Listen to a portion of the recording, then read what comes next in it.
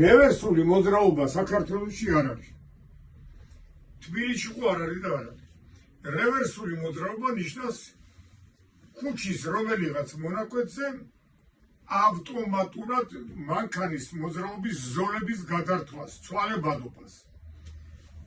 უყურე მაგალითად, უყურე ძმაო, ჩვენ თუ გვაქვს მაგალითად რომელიმე ქუჩაზე მონაკვეთზე რა თბილისში არა გვაქვს, მაგრამ ვითომ გვაქვს 4 ზოლიანი მოძრაობა ამ რევერსულ მოძრაობას აკონტროლებს აი თანამშრომელი, რომელიც ზის ლუცუბიძეზე იმას რომ ეძახიან 112-ს თებში. იქაც ხედან ეგენი ამ ქუჩაზე დამონტაჟებულია კამერები და კამერებით უყურებს. მაგალითად, აქედან დიდი მოძრაობა გაჭედილია, ვთქვათ, ესმის მანქანები და რადგანაც გაჭედილია, აიღებს და ამ ქუჩიდან იქით უყურე ერთი ზოლი, მეორე ზოლი, მესამე ზოლი, 3 ზოლად გაუშვა დინამო სტადიონისკენ დიდუბიდან მიმართულება. იქიდან გამოატარა აქეთ ერთი ზოლი. ეხლა რაღაც გარკვეულ პერიოდში აქ მანქანებმა იმატა ძმაო, აი აქ გაიჭედა საცობი და აქ მანქანები შეთხელდა.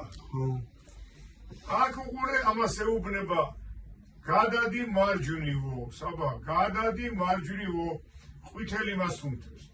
ემს აი გადმოვიდა მარჯვნივ, ესეც გადმოვიდა მარჯვნივ, ანუ ეს აქედან წამოვიდა ცალ ერთ ზოლში, აქედან კიდე გამოუშვა მეორე, ხედავ, ეხლა აქედან წამოვიდა მესამე ზოლში.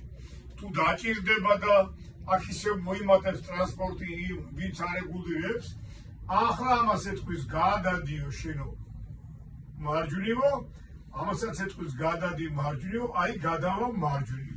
და ჩვენ ეს ამ ჩემი წიგნში ეხლა ჩვენი აქა ჩვენ პატივცემულ მაყურებელსა და მსმენელს უყურებ რა გვაქვს ხედავ აი როგორი გვაქვს როგეუბნება გადადი მარჯვნივო ყვითელით გიჩვენებს გადადი მარჯვნივო შენი ზოლი უკვე მთავრდებაო და იმოძრავებ იქ სადაც აი ჩემო კარგო კაცო ხედავ ამას ამ ზოლების მოძრაობას სulis ეს ავტომატური რეჟიმით ერთი ცენტრალური პუნქტიდან მართველი საპატრონო პოლიცია.